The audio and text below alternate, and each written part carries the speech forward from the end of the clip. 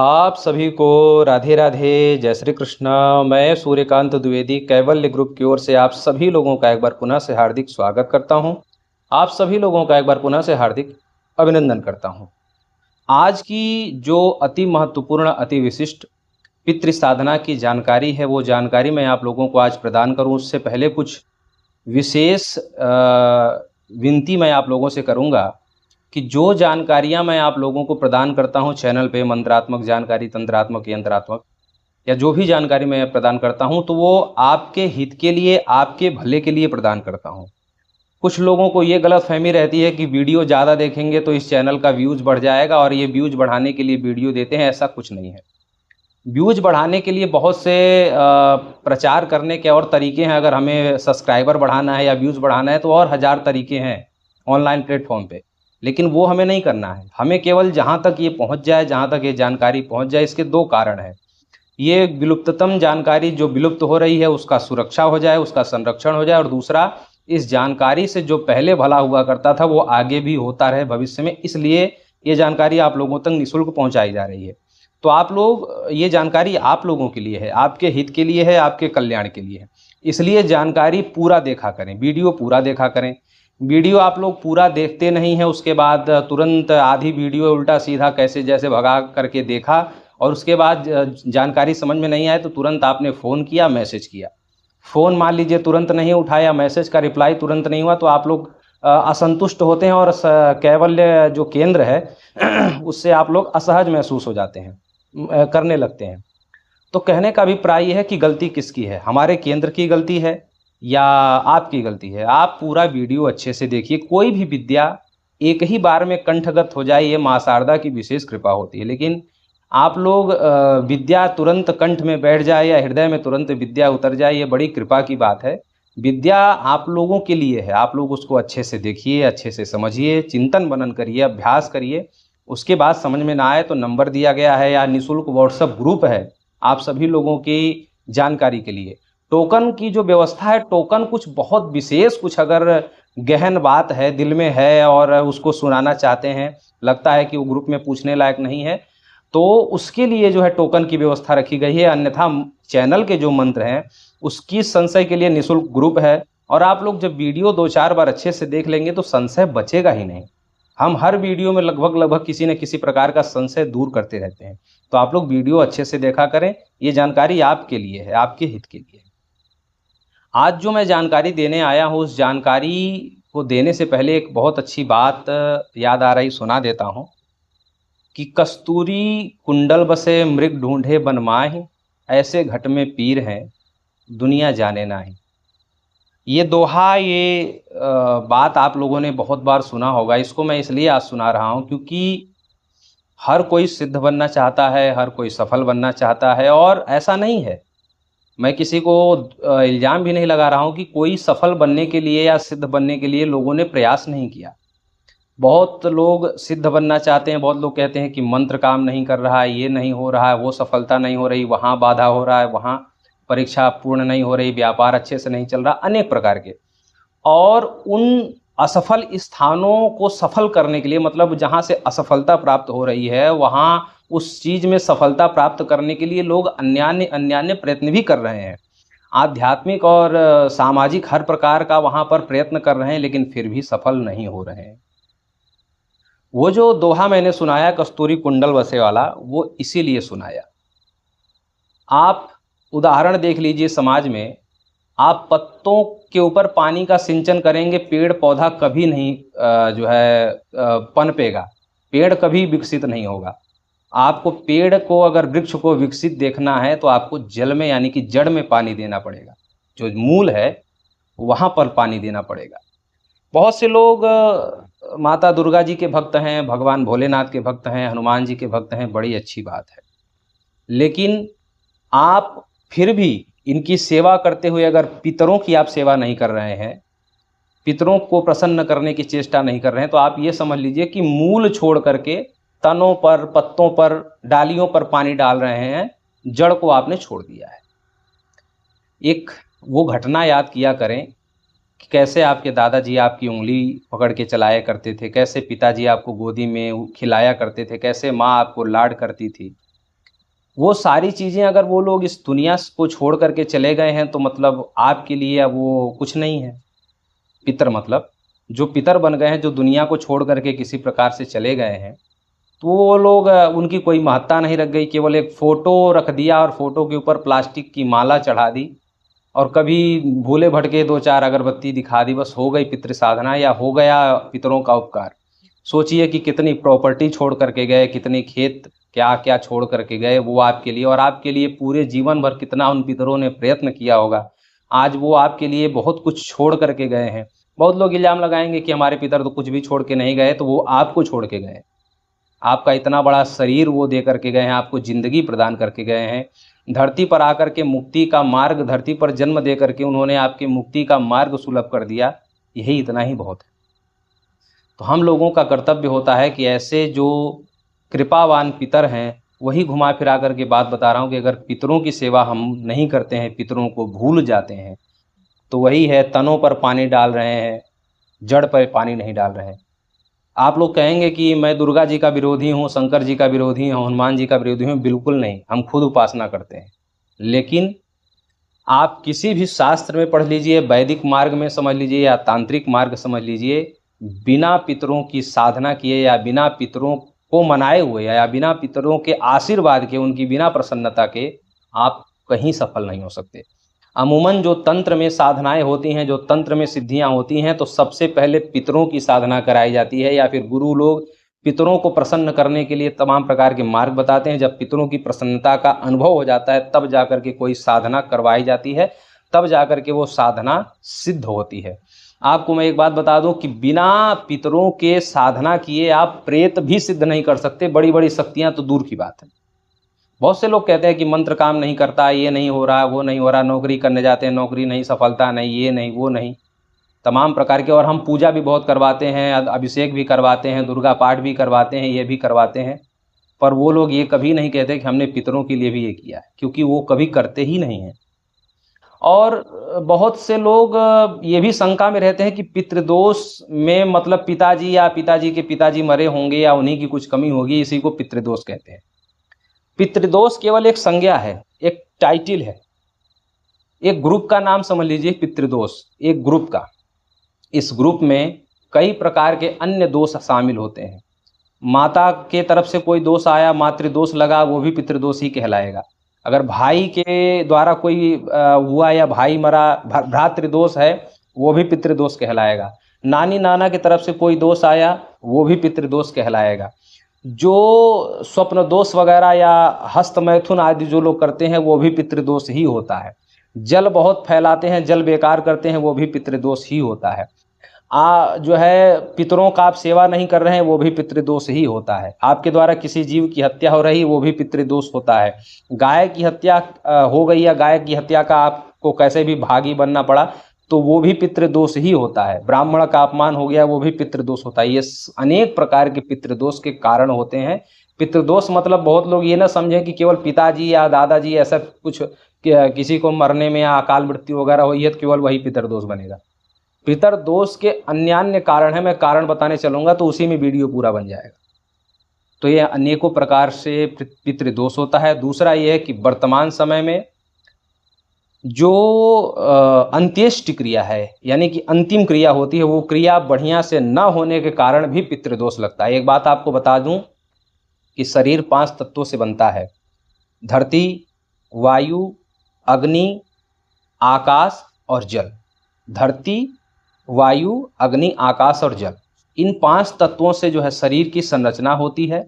तो इसमें से जो 4 तत्व हैं, जब आप शरीर का अग्निदाह करते हैं तो जो 4 तत्व हैं, यानी कि अग्नि तत्व, जल तत्व, पृथ्वी तत्व और आकाश तत्व। फिर से सुन लीजिए: अग्नि तत्व, जल तत्व, पृथ्वी तत्व और आकाश तत्व। ये 4 तत्व शरीर से तुरंत निकल जाते हैं, लेकिन जो एक 5वां तत्व है, जो वायु तत्व जिसे बोला जाता है, हवा तत्व, वो शरीर से नहीं निकलता। उसी हवा तत्व को निकालने के लिए श्राद्ध और बहुत सारी क्रियाएं की जाती हैं, लेकिन फिर भी अगर थोड़ी बहुत भी कमी रह जाती है तो वो जो वायु तत्व है वो शरीर छोड़ करके नहीं निकलता है, और वही वायु तत्व ही अन्य योनियों को, गतियों को जाता है और उस वायु तत्व की अगर मुक्ति नहीं हुई है तो पूरा वंश परेशान रहेगा, पितृदोष बनेगा। तो ऐसी बहुत सारी चीज़ें होती हैं और बहुत सारे पितर अकाल मृत्यु को मरे जो अभी भूत प्रेत योनि में भटक रहे हैं, कुछ बुरे कर्मों के कारण जो है भूत प्रेत पिशाच बने हैं। तो अगर वंश में थोड़ा बहुत भी अगर पितृदोष रहेगा तो वो वंश पनपने नहीं पाएगा। बहुत लोगों के विवाह नहीं हो रहे हैं, 40-40 साल 50-50 साल के हो जा रहे हैं, न बेटियों के विवाह न बेटों के विवाह, न संतान होने की कोई है, न बहुत लोगों के घरों में कन्याएं हुई जा रही हैं। सब बहुत सारे पितृदोष के लक्षण होते हैं। एक एक नंबर से कम हो जा रहे हैं ज़िंदगी में, कभी उनके परिवार में पैसा नहीं टिकता, ये नहीं, बीमारियां अनेक प्रकार की होती जा रही हैं। तो ये सब पितृदोष के लक्षण है। मैं फिर बताऊं, बहुत लोग कहते हैं कि पूजा पाठ हम बहुत करते हैं, बहुत भक्ति बहुत उपासना करते हैं, एक भी सफल नहीं होता और एक भी पूजा पाठ का फल नहीं मिलता। मैं फिर बोल दूं कि कस्तूरी कुंडल बसे मृग ढूंढे मन माए। जो मृग को यानी कि हिरण को जो महक आती है उसके गले से कंठ से ही आती है, लेकिन वो पूरा जंगल घूमता रहता है कि ये गंध आ कहाँ से रही है। बीमारी आपके घर में है और सफलता की चाबी भी आपके जेब में है, लेकिन आप दुनिया भर से पूछ रहे हैं कि सफलता कैसे मिलेगी, सफलता कैसे मिलेगी, सफलता कैसे मिलेगी, सिद्धि कैसे मिलेगी, जो कि सिद्धि आपके पास। मैं आपको गारंटी से कह सकता हूं कि अगर पितृदोष निकल जाए और पितरों का आशीर्वाद मिल जाए, मैं एक बात फिर बोलूं कि केवल पितरों का ही अगर आशीर्वाद आपके ऊपर बना रहे और किसी का ना रहे, किसी देवी देवता का भी ना रहे तो भी चलेगा। मैं इतनी बड़ी बात बोल रहा हूँ, हमारे गुरुदेव ये बात बोलते हैं, इसलिए मैं बोल रहा हूँ कि केवल अगर आपके जीवन में पितरों की ही कृपा है, केवल पितरों का आशीर्वाद है, तो समझ लीजिए कि फिर आपको और किसी के आशीर्वाद की जरूरत भी नहीं पड़ेगी। और एक बात ये बता दूं कि जिनके पितृ अशांत हैं या पितृ दुखी हैं तो उसके ऊपर किसी देवी देवता की कृपा हो भी नहीं सकती। एक बात ऐसे समझ लीजिए कि आप पितृ क्या है कि घर की पहली सीढ़ी है, पहली सीढ़ी। जब उस पहली सीढ़ी पर आप पैर रखेंगे तभी दूसरी तीसरी और अन्य जो है ऊपर की सीढ़ियों पर आप जा पाएंगे। मंजिल तक तभी जा पाएंगे जब पहली सीढ़ी होगी। तो वो पहली सीढ़ी वही पितृ है। जब तक पितरों की कृपा, उनका आशीर्वाद नहीं रहेगा तो कोई देवी देवता आपके ऊपर कृपा करेंगे भी नहीं, चाहे आप कितनी भी उपासना कर लें। आपकी आवाज़ अगर देवी देवताओं तक पहुँचेगी नहीं, पहुँच भी जाएगी किसी प्रकार से, आपकी साधना भक्ति से वो देवताओं तक आवाज़ पहुँच भी गई तो भी वो आपके ऊपर कृपा नहीं करेंगे, आपके ऊपर आशीर्वाद नहीं देंगे जब तक पितरों की, क्योंकि सब जानते हैं कि जो अपनों का नहीं हुआ, जो खुद के माँ बाप का नहीं हुआ, वो हमारा क्या होगा। ये बात देवी देवता भी जानते हैं। जैसे आप आम समाज में आप अपने माँ बाप की सेवा ना करें और दूसरे के माँ बाप को ले जा करके कंबल पहनाएं और पुआ पकवान खिलाएं, व्यंजन खिलाएं, सब जानते हैं कि ये अपने माँ बाप का नहीं हुआ तो हमारा क्या होगा। ऐसे ही देवी देवता भी कहते हैं। तो कहने का अभिप्राय ये है कि सभी लोग जो है पितरों के ऊपर जो है आश्रित हैं और पितरों की भक्ति जरूर करें।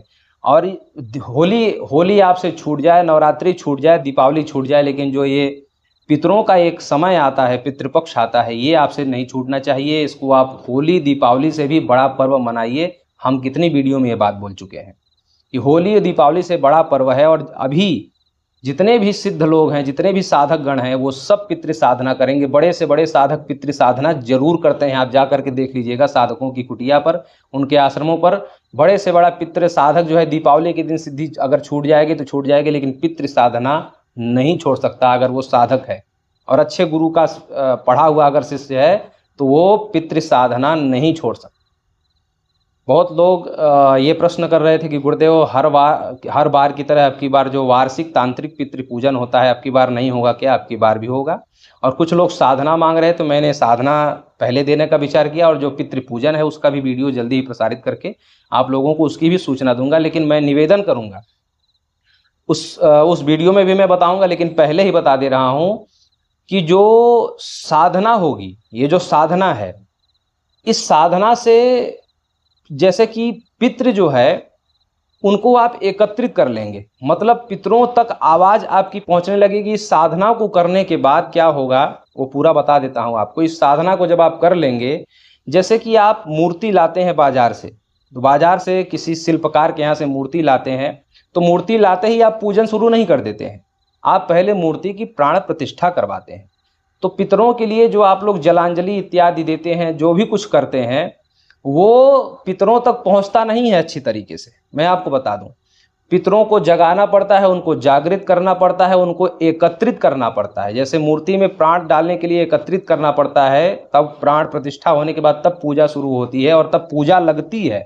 आप ऐसे समझ लीजिए कि पितरों को जब तक आप एकत्रित नहीं करते हैं तब तक उनको आप जो भी जल आदि देते हैं वो उन तक पहुंचता नहीं है और उसका फल फिर आपको मिलता नहीं है। तो आप लोग कहते हैं हम इतना कुछ कर रहे हैं। तो सबसे पहले उन पितरों को जागृत करिए, उनको चैतन्य करिए। ना जाने आपके कौन से पितर किस योनि में है, पहले उनको साधना के बल से एकत्रित करिए। उसके बाद अगर आप एक बूंद जल भी अगर आप अपने पितरों को देते हैं, एक बूंद जल की बात कर रहा हूं, आप लोग तो बहुत सारा तिल और जौ और सारी चीजें देते हैं, उतने की बात नहीं, अगर एक बूंद जल भी आप देते हैं तो पितरों तक पहुंचता है। पितृपूजन मैं जरूर करवाऊंगा, लेकिन फिर आपको बता दूं कि जो पितृपूजन मैं करवाता हूं, तांत्रिक पितृपूजन, उससे पितर दोष रुक जाता है, पितरों का आशीर्वाद उससे भी नहीं मिलता है। मैं ये चाहता हूं कि आप लोगों के घर से, आप लोगों के जीवन से जो पितृदोष लगा है पुराना, वो निकल जाए और पितरों का आशीर्वाद मिलने लगे। वो जो पूजन करवाता हूं मैं, उससे पितृदोष से होने वाला जो भी बुरा इफेक्ट है वो रुक जाता है 1 साल के लिए। हर साल नया नया करवाना पड़ता है, लेकिन उससे पितरों का आशीर्वाद नहीं, पितृदोष से होने वाली जो हानियां हैं, जो बुरा वातावरण है, जो नकारात्मकताएं हैं, वो रुक जाती हैं उतने दिन के लिए, 1 साल के लिए। लेकिन पितरों का आशीर्वाद उससे नहीं मिलता है। ठीक है, तो जो लोग रुकवाना चाहते हैं वो पूजन करवा लेंगे, मैं मना नहीं कर रहा हूं, लेकिन साधना करेंगे तो पितृदोष से होने वाली जो हानियां हैं, जो अनर्थ है, वो तो रुकेगा ही, अकाल मृत्यु आदि ये सब रुकेगा ही, और साथ ही साथ पितरों का आशीर्वाद मिलने लगेगा। और फिर आपसे बोलूं कि अगर आप पितरों के नाम से एक बूंद जल भी अगर आप धरती पर गिराते हैं तो वो भी पितरों तक पहुंचता है। ये साधना का बल है, ये साधना हर कोई कर सकता है। ये साधना 18 सितंबर से लेकर के 2 अक्टूबर तक चलेगी, मतलब पूरे पितृपक्ष में ये साधना करनी है। और 2 अक्टूबर को रात्रि को 11 बजे एक आपको पूरे परिवार का उतारा करना पड़ेगा। मिट्टी के कलश में कुछ सामान रखना है, वो सब सामान आपके घर पे ही निर्माण होगा और बहुत सरलता से सबके घर में वो निर्माण हो सकता है। महिलाएं चाहे तो बना सकती हैं, सबके घर की महिलाएं बना लेंगी। पुआ पकवान या जो उड़द के बड़े होते हैं, काली उड़द के जो बड़े बनाए जाते हैं, जो दही बड़े में बड़े लगते हैं, ये बड़ा बनाना है, पुआ बनाना है, हलवा बनाना है, ये कुछ चीज़ें 2-4 चीज़ें बनानी है, घर पे ही बनानी है। और सफ़ेद कपड़े में रख करके, एक मिट्टी के पात्र में रख करके, सबके सर से उतारा करके 2 अक्टूबर को रात्रि 11 बजे कहीं एकांत स्थान में जमीन के नीचे दफनाना पड़ेगा। ये क्रिया करनी है। साधना कैसे करनी है? साधना सफ़ेद रंग का वस्त्र पहनना है, सफ़ेद रंग का आसन, आसन का मतलब काला कंबल आप बिछाइए, जो आसन आपका होता है, या लाल आसन आपने लिया होगा या नहीं लिया तो ले लीजिए, उसको बिछाइए और बिछाने के बाद उस पर सफ़ेद वस्त्र बिछाइए, वही सफ़ेद आसन आपका हो गया। सफ़ेद आसन सफ़ेद वस्त्र करके रुद्राक्ष की माला से आप 15 दिन तक ये साधना करेंगे। रोज़ आपको 5 माला का जप करना होगा, रुद्राक्ष की माला से दक्षिण मुख बैठ करके 5 माला का जप करना होगा। साधना आप अपने घर में एकांत वातावरण में करेंगे। आपके घर में जो एकांत कमरा उसको बना लेंगे, उसमें कोई जाना आना नहीं चाहिए। ऐसे वातावरण में आपको साधना करनी है। अगर आपके घर में ऐसा वातावरण नहीं, एक ही कमरे का घर है, तो आप कहीं नदी में, कहीं पीपल के वृक्ष के नीचे, कहीं बरगद के वृक्ष के नीचे या फिर कहीं तालाब के किनारे आप ये एकांतिक जगह पर बैठ करके साधना आप ये करेंगे। साधना रात्रि को 9 बजे से आरंभ करना है और ये 1 या 1.5 घंटे या ज़्यादा से ज़्यादा 2 घंटे में 5 माला की साधना हो जाती है। ये साधना की पूरी जानकारी हम आपको अच्छी तरीके से बताएंगे, सिखाएंगे। और साधना से मतलब साधना 18 तारीख को शुरू होनी है, तो हम 14 या 15 तारीख को आपको एक स्पेशल नंबर देंगे। जिस ग्रुप में आपको जोड़ा जाएगा, उस ग्रुप में आपको एक स्पेशल नंबर भेजेंगे। उस स्पेशल नंबर के माध्यम से आपको जो डाउट रहेगा वो सारा तो मैंने यहाँ लगभग बता दिया, और उसमें लिखित में आपको सारा चीज़ मिलेगा। उस लिखित में और ये वीडियो देखने के बाद भी जो समझ में नहीं आएगा तो वो स्पेशल नंबर के माध्यम से आप लोग 13 या 14 तारीख को आप लोग पूछ सकेंगे। तो जिस किसी को यह साधना लेनी है, पितरों के मुक्ति की, पितरों के उद्धार की, पितरों की प्रसन्नता की, उनके आशीर्वाद की और पितृदोष से हर प्रकार से मुक्ति पाने की, और जीवन में पितरों के आशीर्वाद के माध्यम से अनेक प्रकार की सिद्धियां, सफलता प्राप्त करने की ये जो साधना है, जो लोग इस साधना को, और एक बात फिर बता दूं कि वो उतारा पूरे परिवार से होकर के एकांत स्थान में 2 अक्टूबर की रात्रि को दफन करना है कहीं न कहीं, और पीछे मुड़ करके नहीं देखना है। ये दफन करने वाला स्थान वगैरह ये सब आप लोग चयनित कर लीजिएगा। सफ़ेद वस्त्र की जगह पर वही सफ़ेद धोती आप पहनेंगे, और जो है आप जो है उस समय पूरे साधना के समय मदिरा मांस आदि का भक्षण बिल्कुल भी नहीं कर सकते। ठीक है, ये सारी चीज़ें बता दी, बाकी सब लिखित में आपको मिलता ही है, कोई दिक्कत वाली बात नहीं है। बाकी एक स्पेशल नंबर भी आपको दिया जाएगा 13-14 तारीख को वार्ता करने के लिए। कुछ और डाउट्स रहेंगे तो उस दिन आप लोग क्लियर कर लीजिएगा। ये साधना मैं खुद करता हूँ, आप भी करिए। हम चाहते हैं कि हम सभी लोगों का भला हो, चैनल से जो लोग जुड़े हैं भला होता रहे। और ये साधना केवल एक ही बार आपको ये साधना दी जाएगी, उसके बाद जब आपको लगे तब आप जो है अमावस्या के आसपास ये साधना आप हर समय कर सकते हैं, कोई दिक्कत वाली बात नहीं है। एक ही बार करना है, उसके बाद ज़रूरत ही नहीं पड़ेगी। उसके बाद कह तो रहा हूँ कि एक बूंद भी अगर आप जल देते हैं पितरों को तो वो उनको प्राप्त होता है।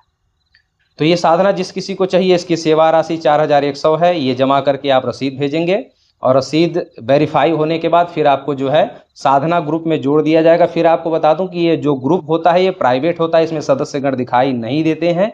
ऐसे प्राइवेट ग्रुप में जोड़ करके ही आपको रखा जाता है। 14 तारीख को आपको जो है मार्गदर्शन के लिए एक स्पेशल नंबर दिया जाएगा। बहुत लोग ये भी प्रश्न करते हैं कि गुरुदेव साधनाओं का आप शुल्क क्यों लेते हैं, या कुछ पेड ग्रुप वगैरह के शुल्क क्यों लेते हैं। देखिए, गुरु दक्षिणा बिना दिए वो साधना या सिद्धि सफल नहीं होती है, पहला। अब तो बहुत लोग ये भी कहेंगे कि गुरु दक्षिणा फिक्स ही क्यों है। देखिए, समाज में जिस समय ब्राह्मणों के लिए, आचार्यों के लिए या गुरुजनों के लिए बहुत सारी चीज़ें फिक्स नहीं हुआ करती थी, जैसे मांग लेते थे वैसे प्राप्त हो जाता था। आज अगर गुरुजन बिजली का बिल वो ब्राह्मणों के लिए भी फिक्स है, समाज के लिए सबके लिए बराबर है। पेट्रोल भराने जाएंगे वो सबके लिए बराबर है। कुछ चीज़ खाने की चीज़ खरीदने जाएंगे ब्राह्मणों के लिए भी वही है, सबके लिए वही है। तो जब सारी चीज़ें फिक्स हो गई हैं तो आचार्य की दक्षिणा भी फिक्स रखनी पड़ेगी, ये समाज के हिसाब से। अगर ब्राह्मणों के लिए, आचार्यों के लिए ये सरकार ये नियम कर दे कि नहीं ठीक है, जो आचार्य हैं, जो गुरुजन हैं, वो अगर आएंगे तो उनके लिए जो दे दें वो रख लिया जाए, पहले जैसी अगर ये कल्पना हो जाए तो दक्षिणा लेने की आवश्यकता नहीं पड़ेगी। दूसरा ये है कि कुछ लोगों को ऐसा है कि ब्राह्मणों को देने के लिए ही नहीं है, बाकी हर जगह देने के लिए है। अभी हमने रुद्र कवच जब हमने निःशुल्क वितरण करवाया तो उसमें केवल 361 रुपये जो निर्माण राशि थी, तो वो निर्माण राशि के लिए एक हमने देखा कि मैसेज किया कि गुरुदेव बहुत मुश्किल से 361 रुपये हम जुटाए हैं। हमने मैसेज हमको संदीप ने दिखाया, मैसेज हमने पढ़ा, उसने कहा कि 361 रुपये गुरुजी बड़ी मुश्किल से जुटाए हैं, बहुत जल्दी भेज दीजिए, बहुत परेशानी है। तो जैसा सबको हुआ वैसा उसको भी हुआ। उसके बाद उसका मैसेज आता है, जब उसको प्राप्त हो गया तो उसका मैसेज आता है, गुरुदेव मांस खा करके, शराब पी करके भी इसको पहन सकते हैं, कोई दिक्कत तो नहीं है। मतलब मांस का खाने के लिए पैसा है, शराब पीने के लिए पैसा है, लेकिन अपनी ज़िंदगी को बचाने के लिए वो 361 रुपये उसने बड़ी मुश्किल से केंद्र पे दिया था। तो ऐसे बस वही ब्राह्मणों को और गुरुओं को देने के लिए घट जाता है, बाकी हर जगह पैसा बढ़ा रहता है। तो ऐसे कुछ लोग हैं। तो ये इसलिए ये सेवा प्रकल्प है, और केंद्र को ये केंद्र जो सेवा राशि लेता है उसका कहीं ना कहीं आप लोगों के लिए ही उद्देश्य है, आप लोगों के भले के लिए केंद्र कार्य भी करता है। तो आप लोग सेवा राशि जो जमा करेंगे तो उनको वो ये साधना प्रदान कर दी जाएगी, और साधना का प्राइवेट ग्रुप में उनको जोड़ दिया जाएगा। राधे राधे।